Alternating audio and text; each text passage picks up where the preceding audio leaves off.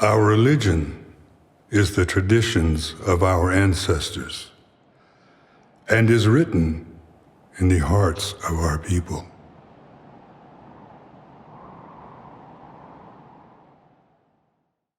So let me know when you're rolling and I'll roll.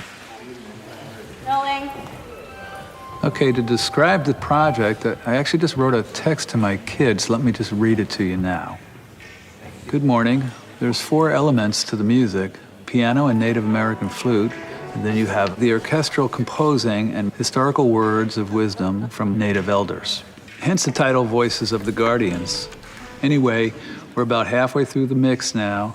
Not many places in the world can mix this album, fusing all those elements, but still staying cohesive. Skywalker can. Lastly, the music is totally authentic and a body of work that's never been done before. This part you might not want. A mouthful of words, but an attempt to describe this recording and the production. Love, Dad. Want to try? Are we ready? Places, please. All right, here comes.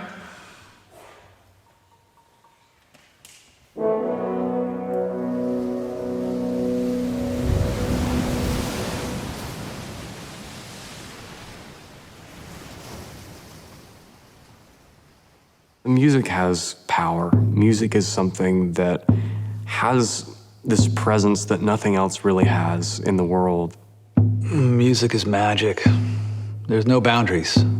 You know, it carries the importance of culture and history, but there's no borders. It transcends everything, and you just feel it. It goes right into your heart.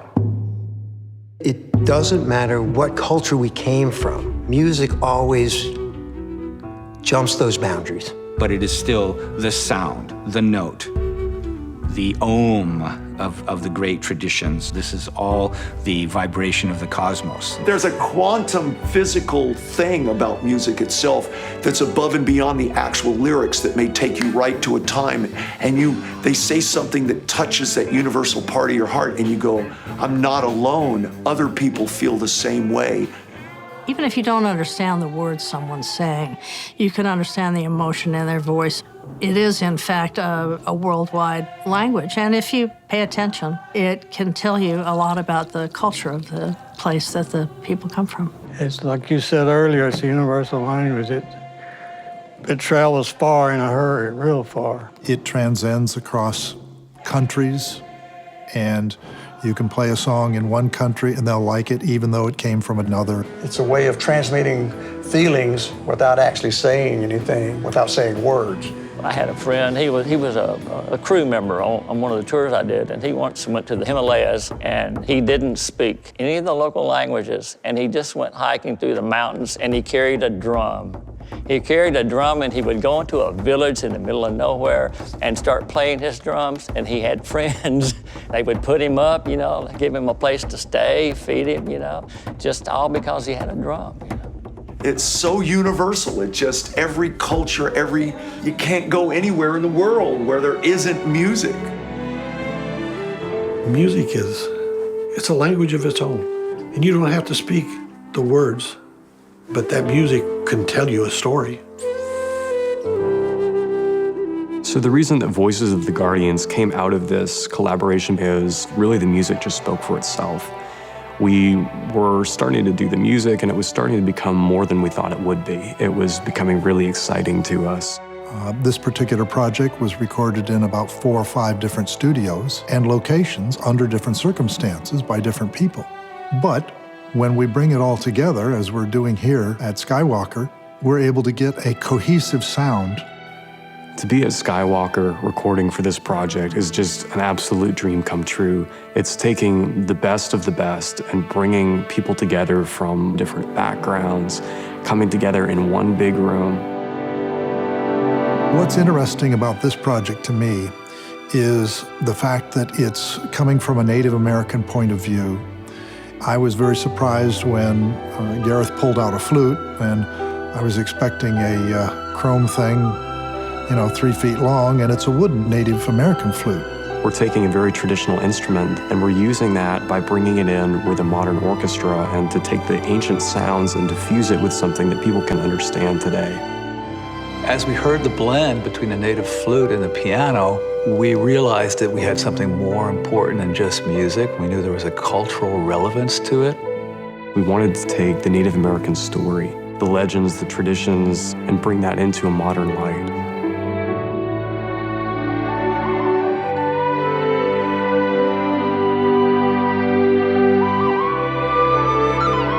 I think that's one of the themes of this Voices of the Guardians album, is to learn from the past, and what worked in the past can work with us now.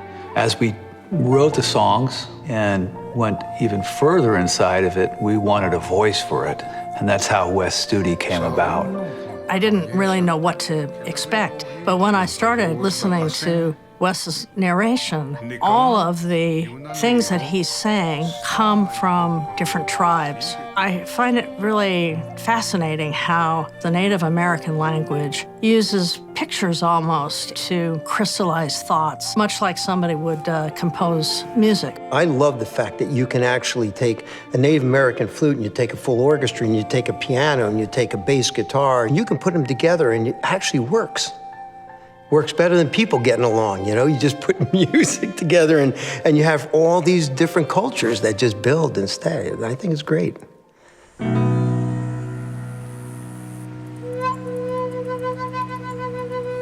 Places like Muscle Shoals, where I had the opportunity to do some recording, they call one of the rivers down there the Singing River. And you can just feel the music, you can feel the power rising up from that location. I can't explain it, but there's a certain mystique here that you have to feel. You can't explain it. It's just part of it. Being from Muscle Shoals, you know, they're always saying there must be something in the water. We joke about it and say it's in the water, but it might not be that big a joke. People who come to this town sense it being like a vortex or a power spot, just like the stories go that the Native Americans here 250 years ago said they heard a song in the river. This has always been a very strong musical background because of the Singing River, which has been here as long as the Native Americans have been here, which has been a long time. Well, you know, when Gareth came here, when I cut the Gareth track, miking the drum, he had this drum that was certainly bigger than that table. I mean, it was, and we started going, how do we capture that with the ambience we want? And it almost sounded too studio drum. And so Jimmy opened the door and put a mic like 20 feet away down the hallway to get this rumbling effect. Now, I'd never seen it done before, but we got the sound, just like you're saying, Necessity is the mother of invention. Sometimes we have to invent things to make it right. And we're all about sounds, and that's what's special this area. And we try to make pretty sounds or funky sounds. Whatever these artists want to sound like, we try to accommodate it. If they don't know, we'll find a bag for them. We'll give them a sound. Sometimes you just know. I mean, you might do 5 takes of a song, and you look around and everybody's eyes a certain way, and let's hear that. Yeah, because it felt good. When you're performing and the performance is good, you just know it, you feel it. That's why they say you're playing music instead of you're working music, because when everything's going fine, it's just a joy. There was always music here. Growing up, my next door neighbor played the drums, and the neighbor on the other side played the trombone. And back in those days, everybody didn't have air conditioning, so you could hear what was going on in the neighborhood. And that really made an impact on me. I think there's something about the heat and the humidity in the South that just makes the funk back in the pocket. It's like nobody wants to move that fast. You know what I'm saying? There's just let's settle into this groove and just play. There's something, I love Southern music. That's what they heard in their souls, was the way we played down here, and they just kept coming here, because we still feel it that way, This became a place known for the musicians and music, and people started coming here to record their music instead of going other places. But think about this little town. We've got the later Muscle Shoals sound that became Cypress Moon. We have the original Muscle Shoals sound at 3614. We have Fame, Quinn Ivy. We had Cactus. We had East Avalon, Broadway. Skinner did some of the first stuff at Broadway. This one here, the Nut House, is a very special place to me out of all the studios. Cypress Moon down here is a great one, you know. So that's 10, 11 studios. Billy Lawson just... Billy Lawson's got Wishbone. Wishbone over there. Yeah. 12. It seemed like, to me, Muscle Shoals has made its history in recorded music. Per capita, I don't know what it is about this area, but everybody, it's just amazing how many people play instruments. There's a amphitheater back here where the native musicians come and play their music too. I've been in the front telling stories and I hear the music back here, and I know usually by what I hear who's here. I went out there and I'd heard about it, and everybody says, you need to see this. And said, there's something magical about the place. And I go out there, and this guy has built this amazing rock wall. This wall was Telane's wall. It was built by my father to honor his great-great-grandmother, who walked home from the Indian Nations to get back to the Singing River in the Muscle Shoals area.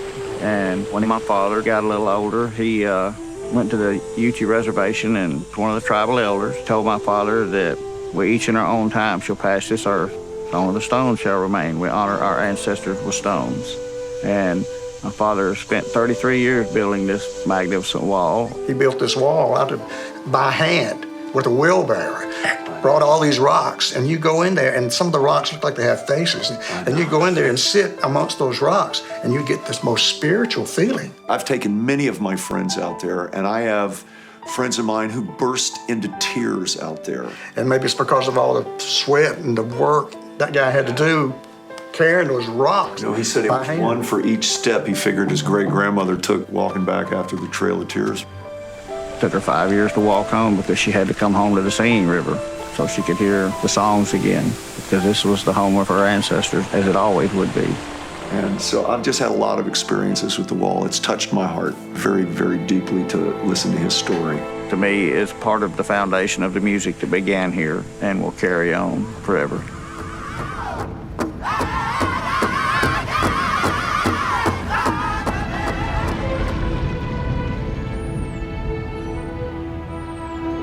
You know, you stop and think about it. What's the oldest instrument? Drum, probably. Rattle. And then you got the flute. The woodpecker taught us how to make, you know, in the story. The young guy goes out into the woods and goes hunting deeper and deeper and deeper into the woods. And as the breeze comes, you hear, oh, it's a haunting sound. And he's starting to get a little nervous because he's never heard this sound. And the woodpecker tells him, no, come with me. And he shows him there's a branch that's hanging in a tree that has holes in it. And the woodpecker's the one, he put the holes in the branch. And as the breeze would blow across it, it would make that haunting sound. And he ends up getting that branch and becomes the first flute. It wasn't too long after I started playing the flute that I realized the importance that the flute has for tying cultures together.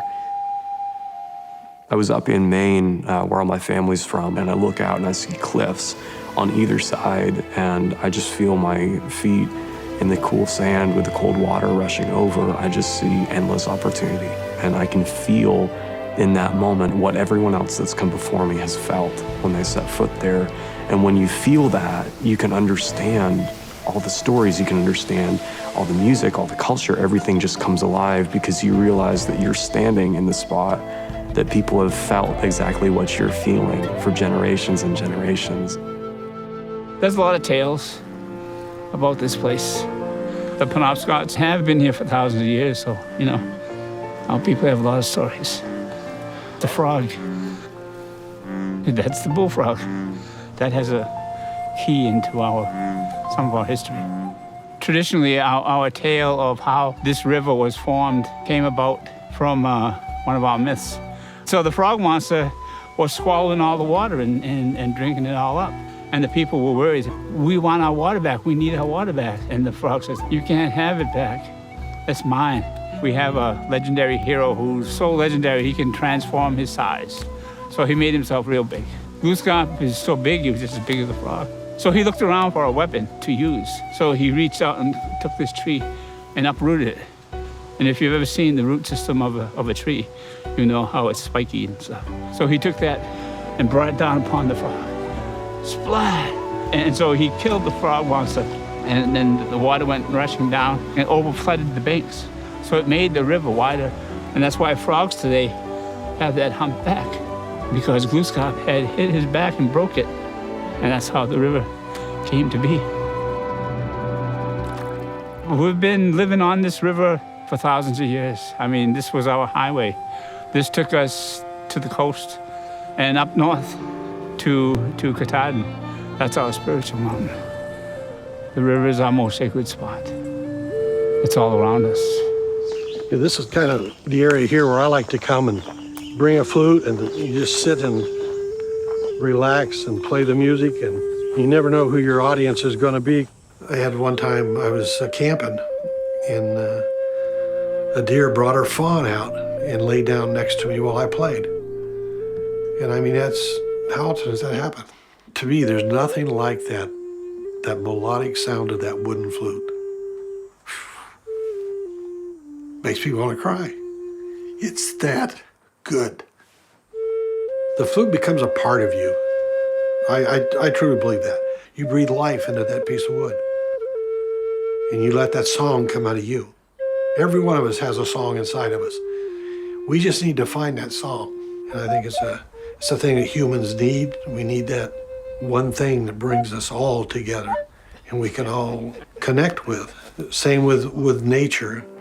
You know, you go out and you play the flute out in nature. And feel like you're the only person in the world when you're standing in the middle of a pine forest and it sounds like there's a highway like all around you, but it's nothing but pine needles just swirling around your head.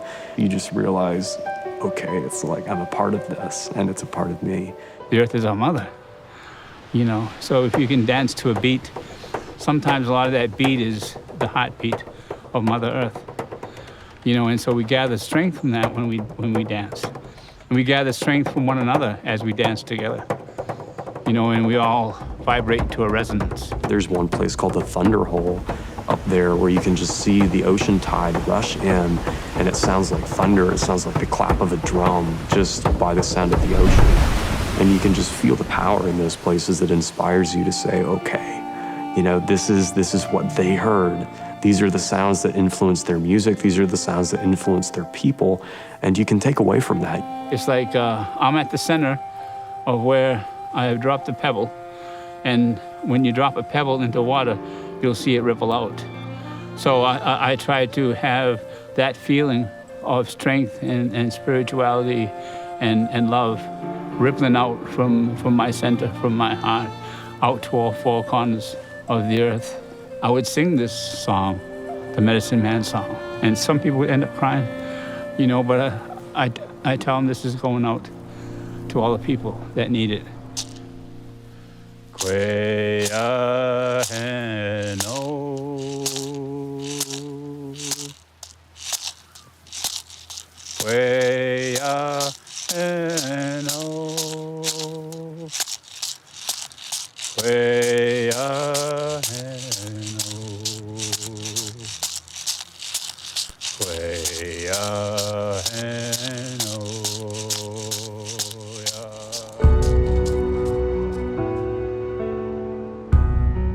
Oftentimes I'm asked, so when did you folks move here?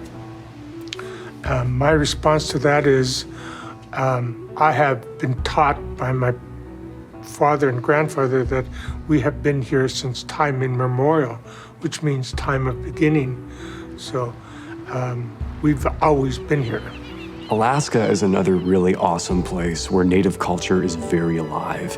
You can see it on the totem poles that are there. You can feel it in the landscape. A lot of the sound that comes from that region, a lot of the heartbeat of the people there, it comes from the ocean and from the animals that are there. One of the places in Alaska that's so awesome to go to is Totem Bight State Park, where you can go and you can see all the amazing hand-carved totems telling the stories and the traditions of the people that live there.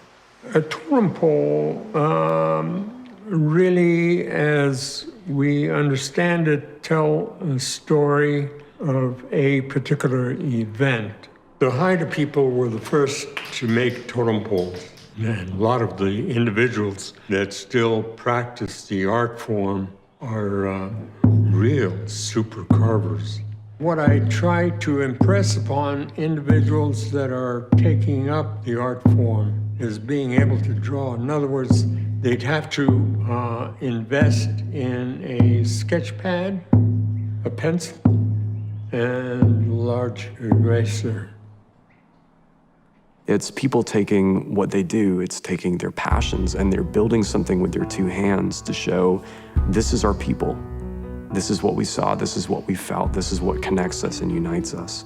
It's something that's truly unforgettable, where you can just see the faces that people have carved, and in a way you can see the reflections of themselves in the artwork that they do to feel and to be moved. And that's what this whole project is about, is it's about being moved by something.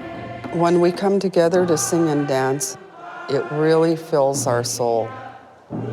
It's who we are. And I want to be a good role model for our future children.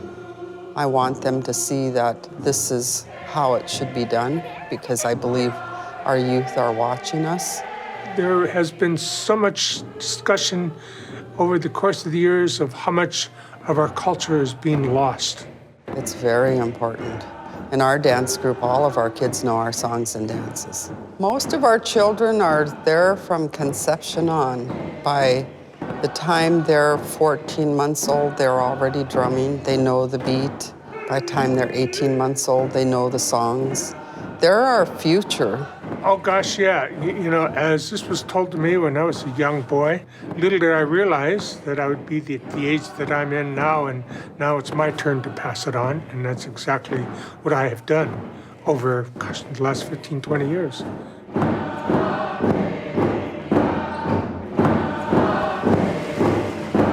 There's a different sound that you can find in all of these different places because there's a heartbeat that exists in the earth. There's a certain muse there's a certain body of energy which we can plug into as musicians and artists, and that body of energy can really transform a lot of people without even saying anything. It's truly amazing. And I hope that when people listen to this music, they feel what's in our hearts, and they feel that there's a people that's been here for many years. You know, Native America is so powerful, and we want that to continue on to the legacy, but we also want people to know who we are today. We learn from the past, and we are many, many cultures, but ultimately we're one people.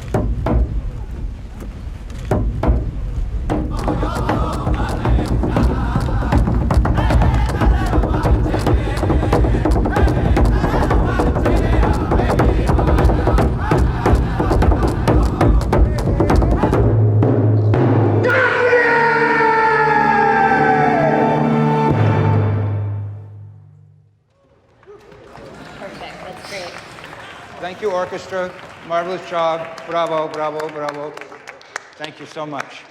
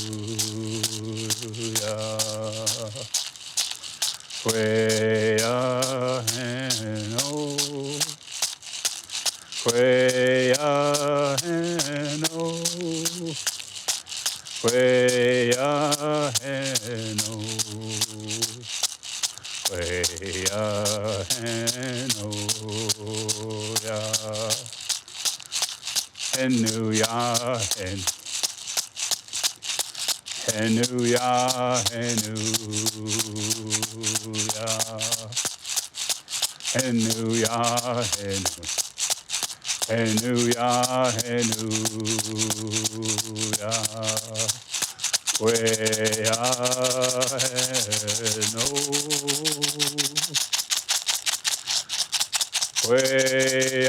no. Way no. Way no. Tahoe. Means well done. Yes.